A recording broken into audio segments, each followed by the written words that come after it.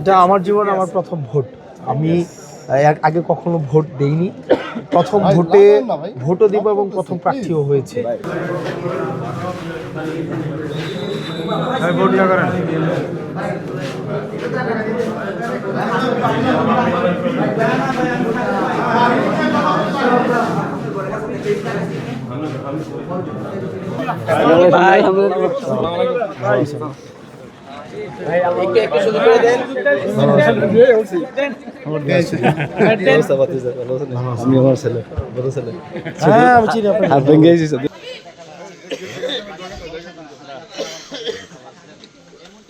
এটা আমার জীবনে আমার প্রথম ভোট।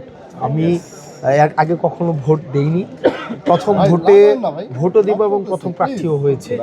এবং এটা হচ্ছে তরুণ প্রজন্মের কাছে আহ্বান থাকবে যে আপনারা সবাই সবার ভোটাধিকার প্রয়োগ করুন। সকল শ্রমজীবী, পেশাজীবী যারা দীর্ঘ ফেসিবাদ লড়াই সংগ্রামের উত্তরণের মধ্য দিয়ে আজকে এই ভোটের দিনটি অধিকার আপনারা অর্জন করেছে, আপনারা সবাই ভোটাধিকার প্রয়োগ করুন। আর দেবিদ্বারবাসী আপনারা শাপলাকলিতে ভোট দিন।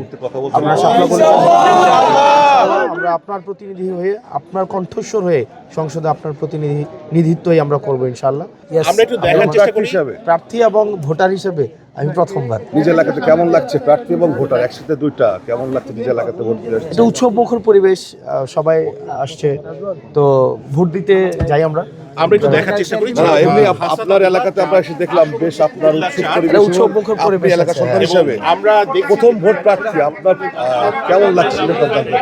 প্রথম ভোটার হিসেবে এবং মানুষের উৎসাহ আছে, মানুষের আগ্রহ আছে। কি রকম প্রত্যাশা করছেন? মানুষ উৎসাহ নিয়ে ভোট দিতে এসেছে সকাল থেকেই। আপনারা দেখছেন সকাল থেকে সকাল 7টা থেকেই মানুষ লাইনে দাঁড়িয়েছে, ভোট দিচ্ছে। এবং দীর্ঘদিন 1.5 দশকেরও বেশি সময় ধরে মানুষ ভোটাধিকার প্রয়োগ করতে পারেনি, একটা আগ্রহ ছিল। এবং বিশেষ করে জেনারেশন জেড তারা কখনোই ভোট দিতে পারেনি। এবং এবং এটা প্রায় আমাদের মানে আমার আসনের অন্তত হচ্ছে 1 লক্ষ ভোটারের নতুন ভোট, 1,30,000 ভোটারের প্রথম ভোট হচ্ছে আপনার এই ভোটটা। তো সেই জায়গায় একটা আগ্রহ রয়েছে, উৎসাহ রয়েছে। তো বেলা গড়ানোর সাথে সাথে ভোটের যে পরিস্থিতি সেটা কতটা পরিবর্তন হয়, উৎসাহটা আমরা আশা করি সেটা বজায় থাকবে এবং মানুষ হচ্ছে সবাই উৎসাহে ভোট দিতে আসবে। তবে যেটা হয়েছে যে আমরা গত 2 দিন দেখেছি যে ভোট যেন না দিতে আসে এবং নিজের বিরুদ্ধে ভোট দিলে বাড়িঘর জ্বালিয়ে দেওয়ার কথা বলা হয়েছে, যে আমার বিরুদ্ধে যদি ভোট দেওয়া হয় বাড়িঘর জ্বালিয়ে দেওয়া হবে, এই ধরনের বক্তব্য দিয়ে হচ্ছে ভয়ভীতি দেখানোর একটা প্রচেষ্টা ছিল। একই সাথে সাথে আমরা গতকাল দেখেছি যে যারা জুলাইয়ে আপনার হচ্ছে দেবিদ্বারে গুলি করেছে, হত্যা করেছে, মানুষ হত্যা করেছে, ইয়াসিন, সাব্বির, রুবেলদেরকে হত্যা করেছে, রুবেল ভাই বিএনপির নেতা ছিলেন, ওনাদেরকে হত্যা করেছে। তারা আবার হচ্ছে তারপর হচ্ছে ঋণ খেলাপি যিনি আছেন তারা একসাথে হচ্ছে ভোট যেন সুষ্ঠু না হয়, ভোট যেন মানে উৎসবমুখর পরিবেশটা যেন বজায় না থাকে, সেটার তারা চেষ্টা করছে। গতকাল সেটা আমরা বলেছি। এই তো আশা করি বেলা গড়ানোর সাথে সাথে যত বেলা গড়াবে আমরা ততই বিজয়ের দ্বার প্রান্তের দিকে আমরা যেতে থাকবো। না, আমি এখনো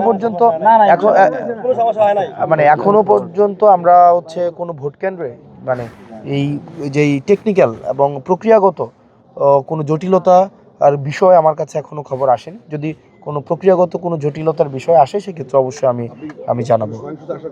কোনো শঙ্কা আছে কি না সেটা দেখেন, আমরা কোনো সহিংসতা শঙ্কা এগুলা মুক্ত থাকতেই চাই। ভোট একটা উৎসবের হবে, ভোট তো ভয়ের না।